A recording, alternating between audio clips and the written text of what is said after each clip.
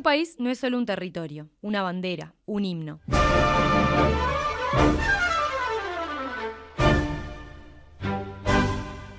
Un país también es su gente, la que lo habita y la que lo habitó. Sus héroes, sus villanos, sus triunfos, sus derrotas, sus glorias, sus tragedias, sus pasiones. La comida, la ropa, las canciones, los cuentos, los episodios oscuros, aunque duele recordarlos. Un país son las personas que, con sus actos cotidianos, construyen una identidad en común. Y la identidad de los países cambia, como la de los individuos. El tiempo las va tallando y también los eventos que se van atravesando, los buenos y los traumáticos. Pasaron 50 años desde que los uruguayos escucharon la voz del presidente Juan María Bordaberry aquel 27 de junio de 1973, anunciando un golpe de Estado. Con la perspectiva del tiempo y de la historia, hemos repasado las huellas que la dictadura cívico-militar dejó en la sociedad uruguaya, cómo la hemos contado, cuáles son las partes que nos faltan resolver y cómo seguimos lidiando todavía con el impacto de esos eventos. Pero ¿cómo influyen todos estos aspectos en nuestra mirada como uruguayos? En la identidad. Esa es la respuesta que podemos arriesgar cuando nos preguntamos quiénes somos. La idiosincrasia, eso que entendemos como nuestra esencia en común, lo que nos separa y nos hace únicos, diferentes a un argentino, un alemán o un inglés. ¿Quiénes somos? ¿Y quiénes somos después de la dictadura? Esto es La Herida, un podcast de El Observador sobre las huellas del golpe de Estado 50 años después. Bienvenidos a nuestro último episodio.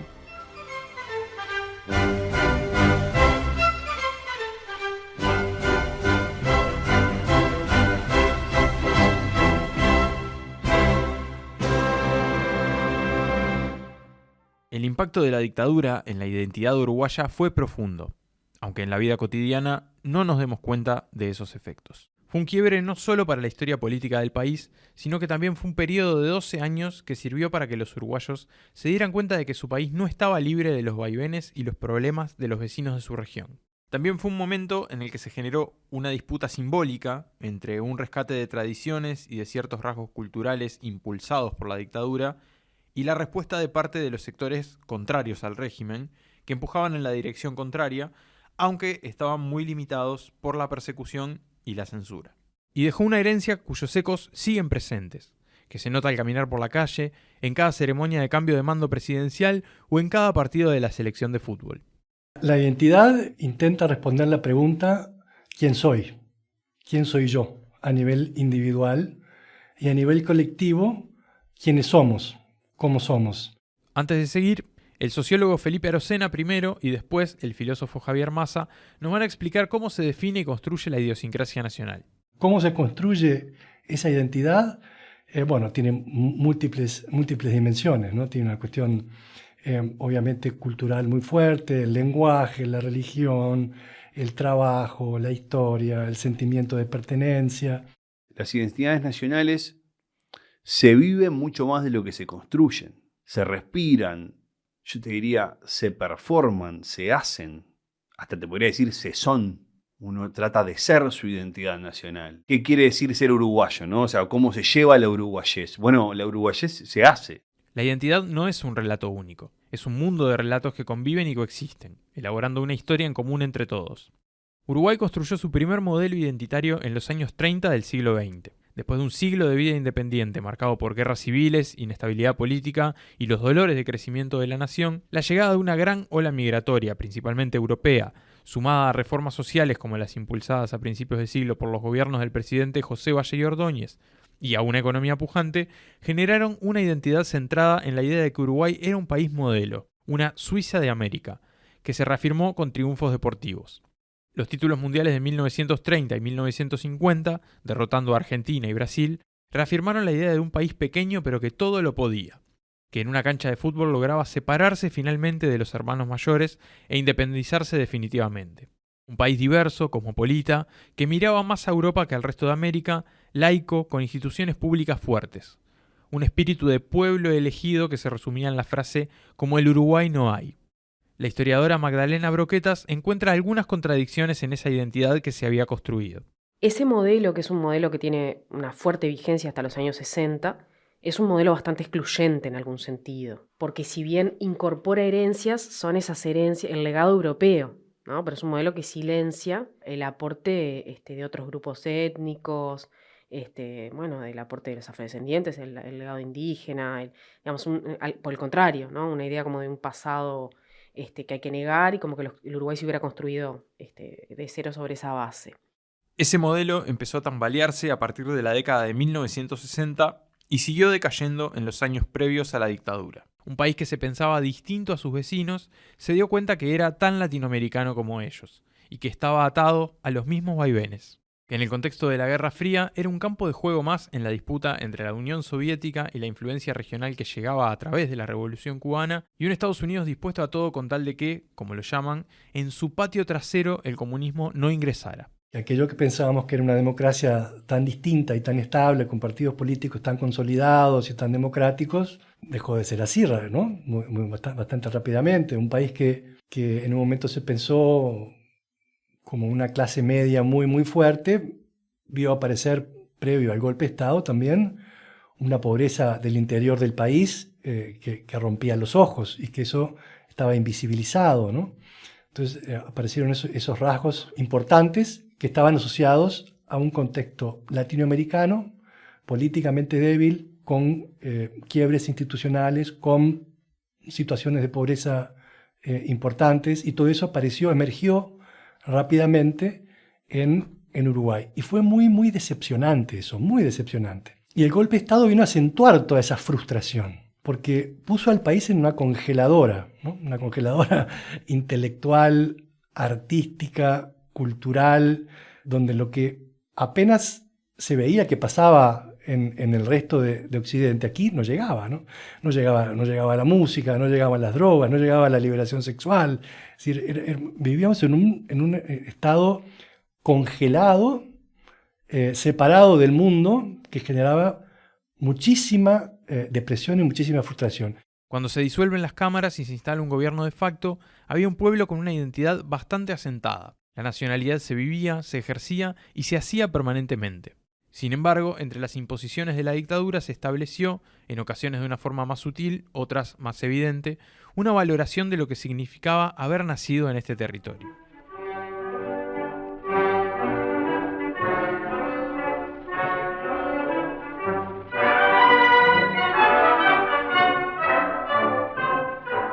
El gobierno de facto no vino a imponer una nueva identidad desde cero, sino que se pusieron en valor ciertas formas sobre otras. Se estableció cómo tenían que ser los uruguayos, o mejor dicho, los orientales, porque este modelo único que se presentaba desde la propaganda oficial defendía la idea no tanto de uruguayidad o uruguayés, sino de orientalidad. Los habitantes de la República Oriental del Uruguay han tenido una especie de doble identidad a lo largo de la historia. Aunque hoy domina la idea de ser uruguayo, a nivel histórico predominó el gentilicio y la idea, quizás más seria y solemne, de ser orientales, una referencia a la historia colonial y provincial del territorio. Pero, ¿qué es la orientalidad? ¿Cómo inculcar a los uruguayos que ese es nuestro verdadero caldo de cultivo? Porque una identidad, en definitiva, es algo que liga, algo que une. Son valores en común, prácticas en común, sentimientos de pertenencia a una comunidad imaginada. Hay toda una vertiente en la historia, digamos, de algunos sectores políticos y que tiene toda una tradición ideológica en el Uruguay, en donde hay sectores que hablan de la orientalidad. Pero es un discurso minoritario. Lo que tiene de novedoso la dictadura en tanto proyecto es que este es el discurso hegemónico y el que se va a imponer como idea de lo que significa ser uruguayo.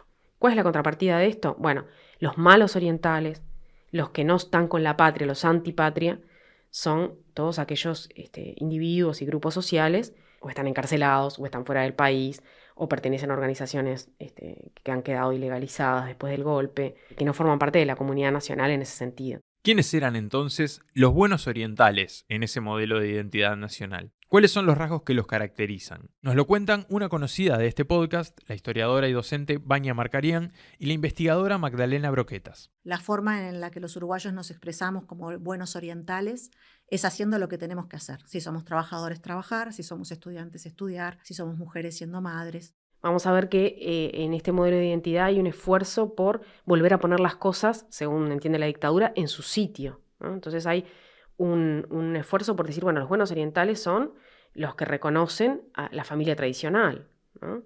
La mujer tiene un rol, el varón tiene un rol, los jóvenes tienen un rol. Siempre decimos que la dictadura buscó tanto despolitizar y desactivar sectores populares que tenían una politización muy fuerte antes del golpe, como volver a poner en orden las relaciones entre los géneros y entre las generaciones. La dictadura tiene algo de volver a su lugar, de que los estudiantes no protesten, vuelvan a estudiar, de que los trabajadores no luchen por sus salarios o por mantener sus derechos, sino que vuelvan a trabajar, de que las mujeres no crean que pueden usar minifalda, disputar el lugar de buena madre y buena esposa, sino que vuelvan precisamente al hogar o a hacer fuerza de trabajo, pero en una forma muy definida como la vuelta a, ¿no? La vuelta a una serie de valores tradicionales, muchas veces mitificados, ¿no? Porque se refieren a unos pasados que muchas veces son difíciles de ubicar en el tiempo, pero claramente en contra de esta discusión que los 60 habían planteado para sectores grandes de la sociedad.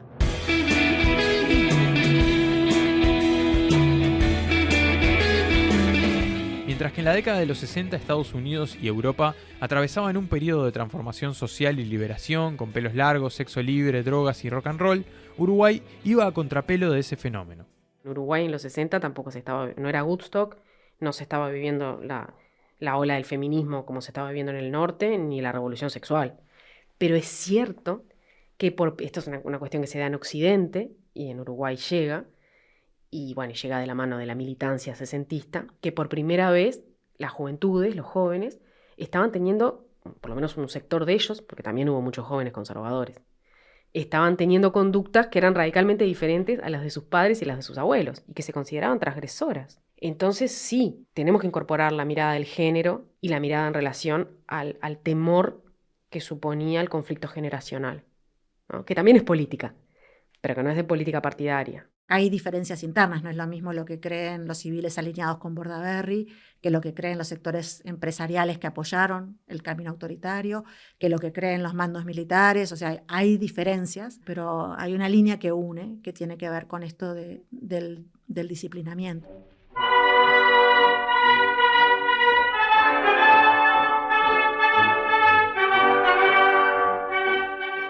Ese modelo de la orientalidad es un modelo que va a ser mucho énfasis en que el Uruguay es el de impronta criolla, el Uruguay tradicionalista, un Uruguay que de manera equivocada le había dado la espalda al campo, ¿no? Por campo se entiende el interior, ¿no? Por fuera de Montevideo, fuera de la ciudad, que es donde en realidad están las verdaderas raíces.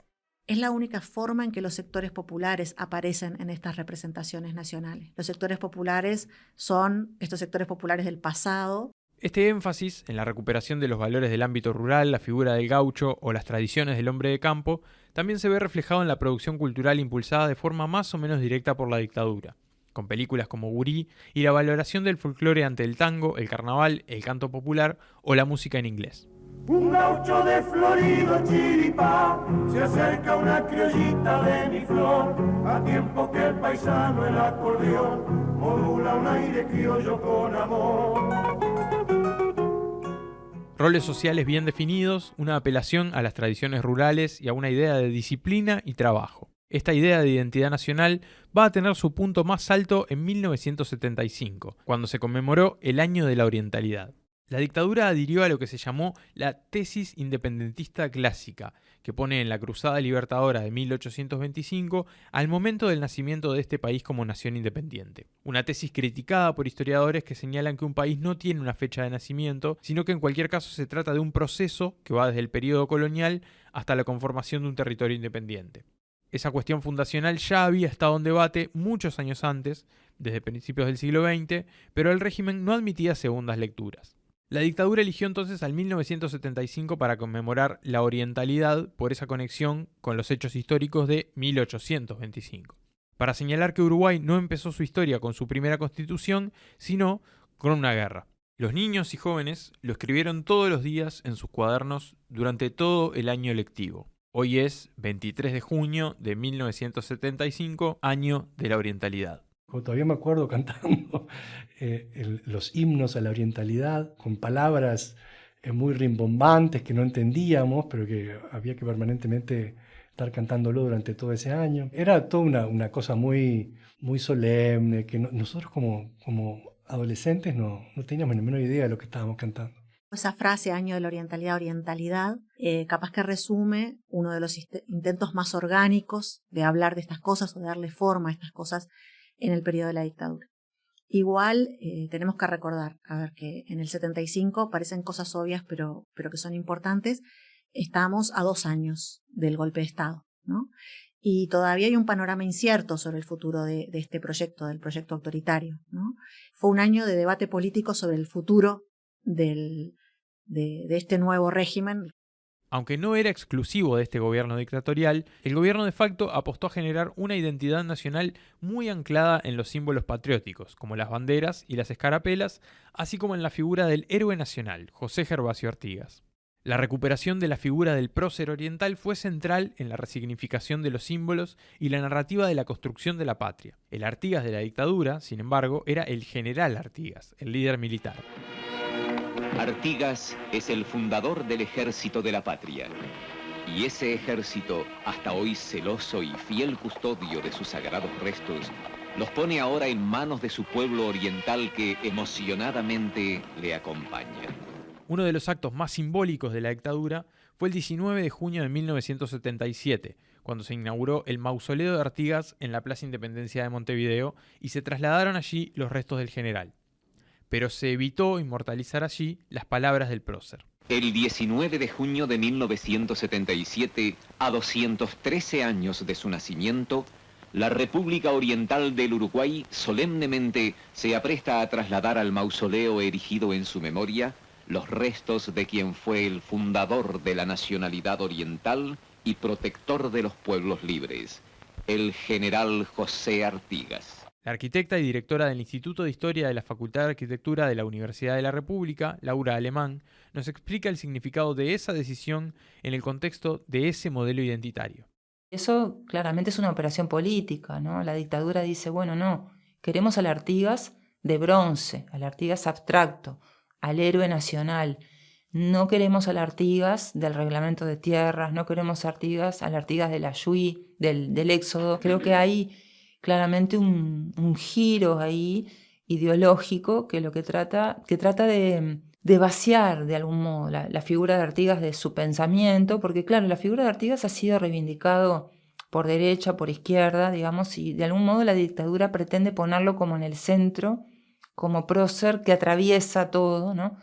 Y en esa operación creo que el intento es justamente de promover o de postular a ese héroe, pero casi como una figura muda, ¿no? Eso lo dice Eduardo Galeano, justamente en una crítica que hace a todo esto, y se decidieron que Artigas era mudo. Ese afán por la monumentalidad fue parte de la huella tangible que dejó la dictadura en la ciudad. Montevideo tiene herencias del periodo dictatorial, tanto en construcciones encargadas por el régimen como en sitios que fueron resignificados después de la restauración democrática. Pero el espacio público se modifica también en base a la idea de identidad nacional que se quiso imponer en la época.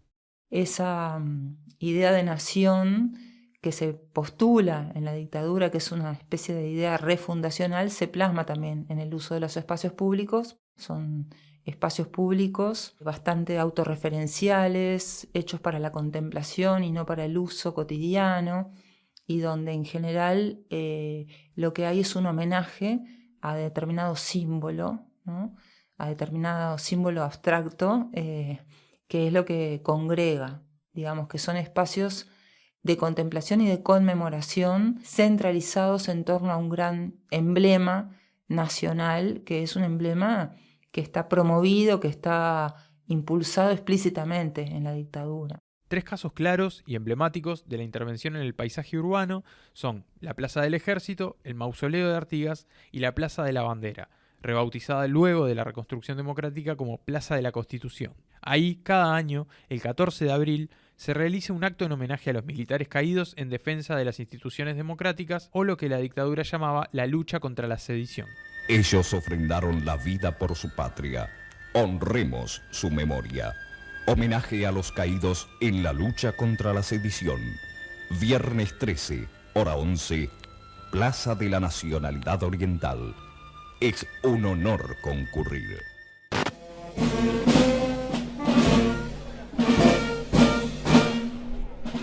Lo que está preso además es el ser oriental, el serno de la nacionalidad oriental. Está preso con esta gente nuestra.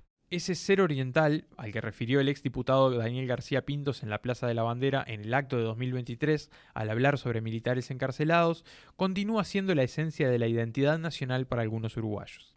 Las autoridades de ese proceso impusieron lo que es la visión de la vida de orden y de respeto a los símbolos patrios y de respeto a los actos y esas cosas, que puede haber sido esa la diferencia. Eso es cambiar la identidad, o se ha cambiado después cuando todo eso ha caído poco menos que en desuso, el saber, el respetar una fecha patria, el respetar un símbolo nacional, el concepto de autoridad que empieza con el padre y la madre en la casa, el maestro, el profesor. ¿Eso es imponer una identidad diferente o es hacer respetar principios que tienen que ser elementales a la hora de regir la convivencia entre los uruguayos? ¿Eso estaba mal o estaba bien? El actual senador y ex comandante en jefe del ejército, Guido Manini Ríos, a quien escuchamos anteriormente, lo entiende desde una visión restauradora de la esencia de esta nación. Porque al final todo eso estaba mal y caemos en lo que estamos viviendo hoy, en una especie de irrespeto a todo aquello que signifique poner un límite en algo, el respeto al derecho del otro y todo. Cada vez más estamos rigiéndonos por la ley de la selva. Entonces, ¿aquello era un cambio de identidad o era respetar lo que siempre se respetó en el Uruguay y que había sido un poco puesto en tela de juicio en esos años previos tan candentes, años 60, tan influidos por cosas que pasaban fuera del país? Capaz que era una especie de restauración de lo que había sido siempre el Uruguay hasta antes de ese proceso que arranca con la guerrilla a principios de los 60. Claro que no todo el mundo la pasó igual, ¿no? Y claro que hay gente que se sintió muy aliviada con el golpe de Estado, ¿no? Y que sintió que sus hijos finalmente podían ir a estudiar sin que hubiera constantemente paros, huelgas, tomas, sin sospechar del profesor, más tranquilo, que se podía caminar por la calle, lo cual es no resiste la empiria. Cuando hablamos de memoria, es muy difícil hablar de memoria, porque decís, bueno, ¿qué es la memoria social? 4 memorias sumadas, 5, 10. Hay una memoria que es hegemónica y hay memorias que son disidentes o subterráneas. Y eso es un proceso histórico. A veces una memoria hegemónica se transforma en subterránea y viceversa, que es un poco lo que vimos con esto del discurso militar y el lugar que ocupa después en democracia. Hoy en día estamos en un momento en donde han vuelto a tener un espacio protagónico memorias militares que no escuchábamos desde la época de la dictadura. Durante el año de la orientalidad se creó la Dirección Nacional de Relaciones Públicas, la DINARP, un organismo de comunicación estatal que tenía el objetivo de llevar diariamente la propaganda oficial a los orientales.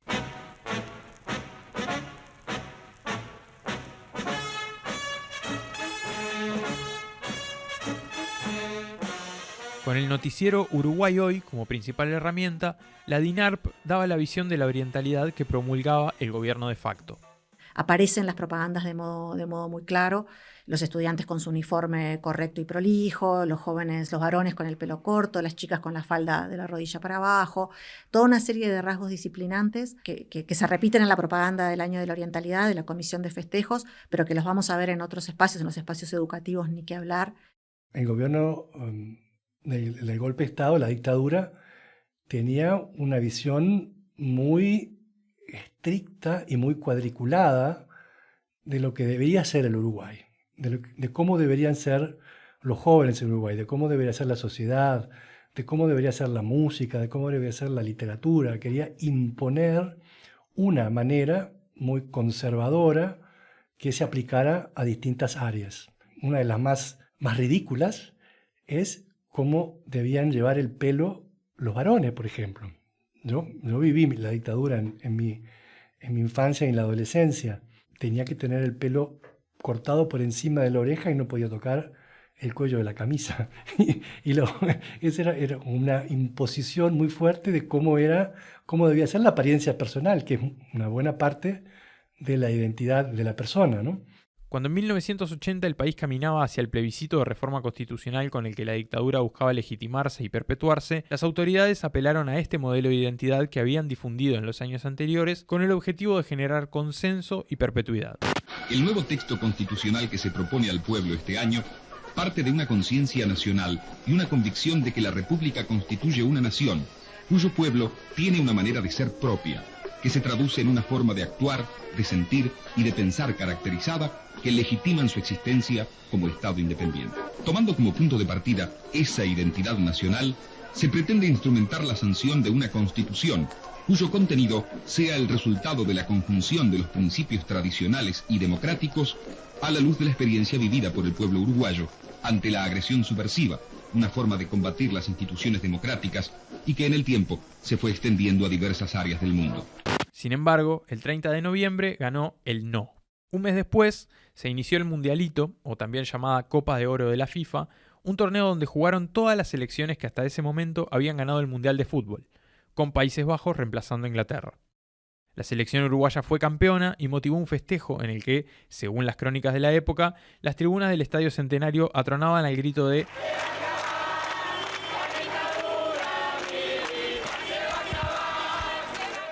En ese centenario, donde ahora la gente ondea la bandera uruguaya sin que se lo tome como un gesto militarista y se entona el himno nacional gritando bien fuerte la promesa futbolística de la estrofa "Sabremos cumplir", el público gritaba en aquel momento la frase que advierte "Tiranos temblad", un cambio que refleja cómo el tiempo cambió el vínculo con esos símbolos después de la dictadura. Me parece que en la generación de los que fuimos niños y adolescentes en la dictadura, en muchos de nosotros había una resistencia al himno nacional, por ejemplo, ¿no? Porque el himno representaba eso, una imposición autoritaria de una forma de ser uruguayo o de ser oriental. Y entonces toda la simbología patriótica en principio nos llevaba a ese lugar militarizado, disciplinante, ¿no? Por lo menos para un sector. Claramente para estas contraculturas juveniles eso era lo que ocurría. Creo que después eso quedó un poco en segundo lugar y se recuperaron algunas de las formas de ese viejo nacionalismo del Estado uruguayo. Un país es la gente que lo habita. La construcción colectiva que se hace en base a cómo esa sociedad se piensa a sí misma y en cómo la moldean los eventos que viven, los buenos y los traumáticos. Los uruguayos, los orientales, aquellos que se pensaban como un país democrático, con una convivencia pacífica y solidaria, una tierra tranquila y excepcional dentro de Sudamérica, vieron cómo aquella idea se hacía añicos con la dictadura. Desde que en 1985 volvió la democracia, los uruguayos han intentado recomponer aquel país ideal, reconstruir ese nosotros nacional. Una reconstrucción que pone el respeto por las instituciones en el centro del relato. Un discurso que ubica a Uruguay como un ejemplo de democracia en una región que, una vez más, está afectada por crisis recurrentes y vaivenes institucionales. Esa valoración de la democracia, tan elogiada desde afuera, cada vez que se tratan con civilidad dos contrincantes políticos. Lo vimos cuando Tabaré Vázquez invitó a Luis Lacalle Pou a la asunción de Alberto Fernández en Argentina antes de entregarle la banda presidencial. O el gesto de Lacalle Pou al invitar a los expresidentes Sanguinetti y Mujica a participar del último cambio de mando en Brasil con la asunción de Luis Ignacio Lula da Silva.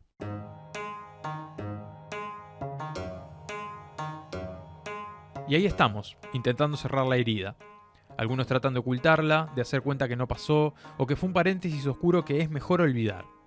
Otros la recuerdan porque lo consideran necesario para sanar.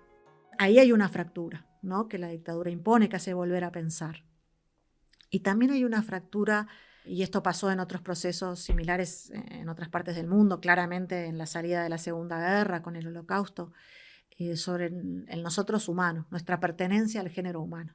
¿Qué somos si entre nosotros ocurrieron estas formas tremendas de secuestro de niños, de violaciones, de asesinatos, de desaparición forzada? ¿Qué somos, ¿no? Y entonces hay ahí una fractura de nuestra pertenencia a un colectivo que las sociedades procesan como pueden. El impacto de la dictadura se sigue notando en la discusión colectiva sobre el pasado. El peso de ese evento sigue cargando la mochila de la identidad uruguaya, pero la falta de un acuerdo sobre cómo recordarla y narrarla, como vimos a lo largo de estos 6 episodios, sigue siendo una fuente de conflicto.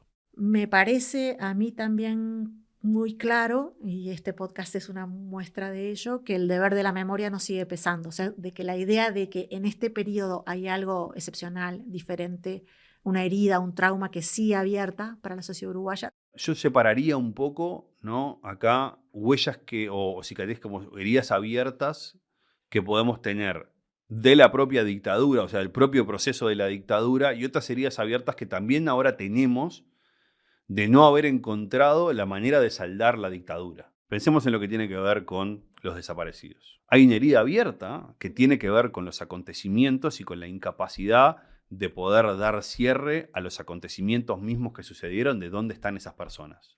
Y hay otra herida abierta que tiene que ver con esa incapacidad que el Estado tiene, para poder encontrar ese cierre y dar esas respuestas a esas personas. Entonces ahí, si querés, es como la llaga sobre la llaga. Son momentos que son especialmente traumáticos, porque no solamente siguen vivos, sino que seguimos de alguna manera fallando como colectivo social para poder cerrarlos. Acá hacemos una pausa, porque esta cuestión volvió a resurgir durante el proceso de realización de este proyecto. Te dejo por un momento en manos de Carla Colman, periodista del Observador y productora periodística de este episodio. Durante la producción de este podcast, una retroexcavadora removió la memoria. El martes 6 de junio de 2023, a las 10:13 de la mañana, la pala entró en la tierra y encontró una fosa con cal.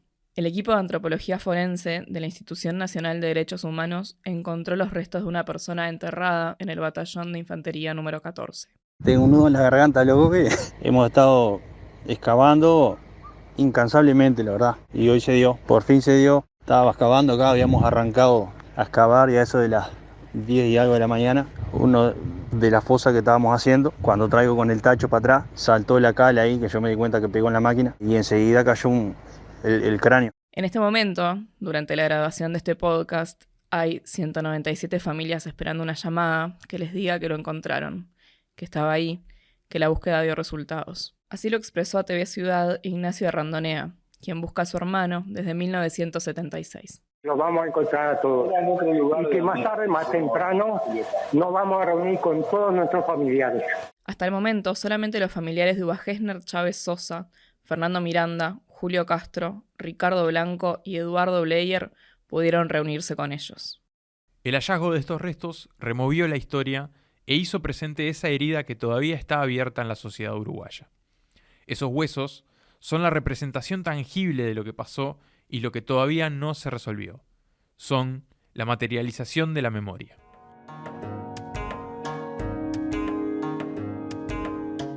Así como la identidad es una construcción y la memoria es parte de la identidad, la memoria también se construye.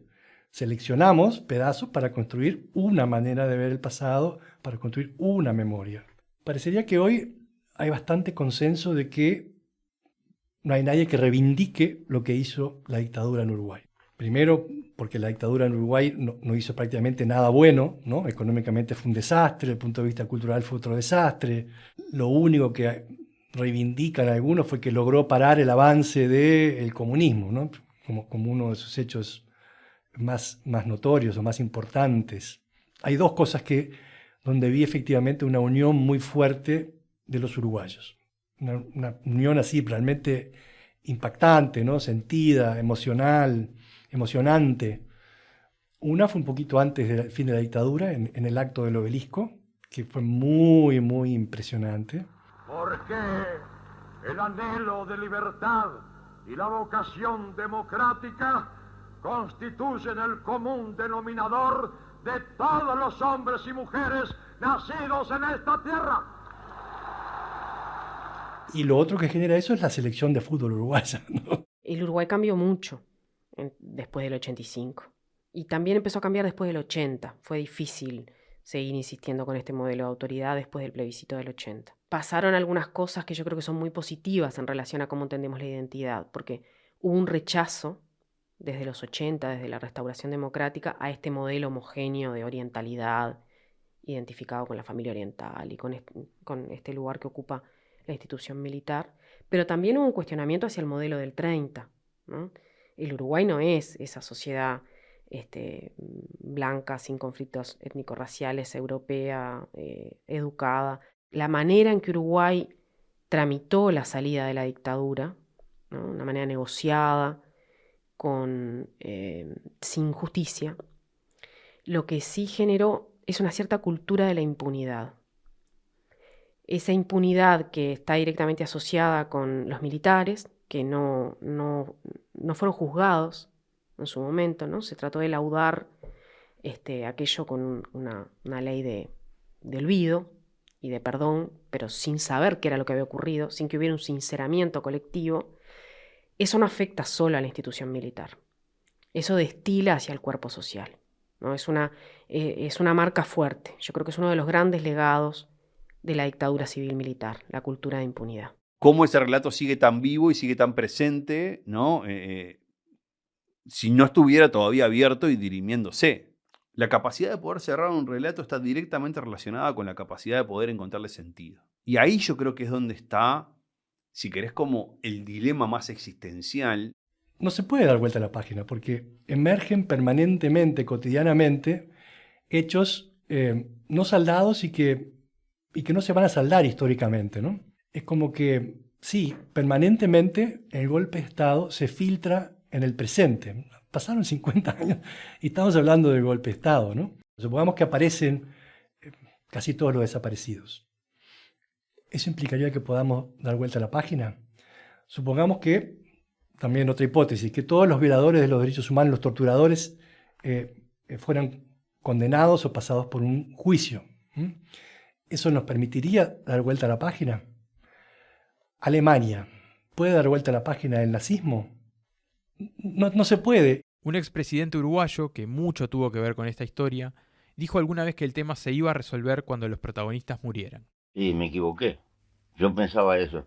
Pero después, una vuelta que estuve en España y vi, dije, era más viejo que nosotros, y llevan a un cementerio y acá están los republicanos y acá están los... Bueno, no olvidan. Se va transmitiendo de uno a otro. Y por no aparecer los cadáveres, no aparecer la verdad, ustedes, los que vienen después, cargan con un problema que no es de ustedes. Y los militares de ahora cargan con la impronta de algo que ellos no tienen responsabilidad. Es un disparate.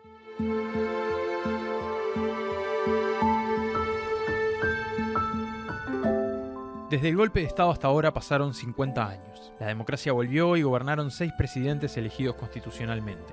Los exiliados retornaron, otros no.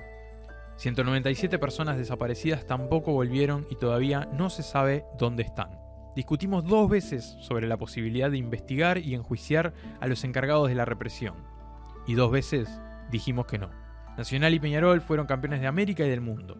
Se ganó una medalla de plata en ciclismo en los Juegos Olímpicos. Tuvimos una crisis económica catastrófica, fuimos cuartos en un mundial, casi nos vamos a la guerra con Argentina por una planta de celulosa, legalizamos la marihuana y el matrimonio entre personas del mismo sexo, se votó una ley que respeta la identidad de género de personas trans, atravesamos una pandemia, votamos para elegir presidentes, legisladores e intendentes, despedimos a padres y abuelos, tuvimos hijos, nos casamos, nos recibimos, seguimos adelante. Pero la dictadura sigue ahí. Un trauma no resuelto cuyas huellas siguen patentes todavía hoy.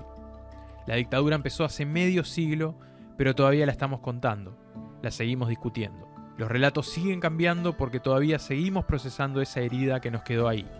A lo largo de los 6 episodios de este podcast, repasamos cuáles fueron las secuelas que el golpe de Estado de 1973 y el proceso que ahí se inició dejaron en Uruguay.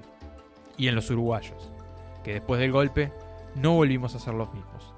Uno lo encarna como parte de lo que es en el presente, ¿no? Lo difícil es que eso sea un ancla tan pesada que no nos permita movernos libremente hacia adelante, ¿no? Ese es el riesgo, porque el futuro es absolutamente apasionante. El futuro es absolutamente apasionante, dice Felipe Arocena. No sabemos cómo será Uruguay en 2073, ni cómo serán los uruguayos. No sabemos qué peso tendrá en ese momento lo que pasó en 1973. Pero sí sabemos que la memoria queda y que, sin ser una carga para los que vendrán, no se puede olvidar, porque la herida sigue abierta. Escuchaste La Herida, un podcast de El Observador. Puedes escuchar este y los demás episodios en tu plataforma favorita: Spotify, Google Podcast, Apple Podcast y TuneIn. La producción periodística de este episodio estuvo a cargo de Carla Colman, con la asistencia de producción de Sara Bachino y Federica Ham. Las entrevistas transversales a todos los episodios fueron producidas y realizadas por Ramiro Pizabarro. La producción general de este podcast fue de Martín Natalevich y Nicolás Tavares. La producción ejecutiva de Mandy Barrios. Grabación, edición y diseño sonoro, Silvana Fernández y Gianluca Pintos. Diseño gráfico, Marcelo Morillas. Guión y conducción, quien te habla, Nicolás Tavares. La presentación estuvo a cargo de Carolina de Lisa.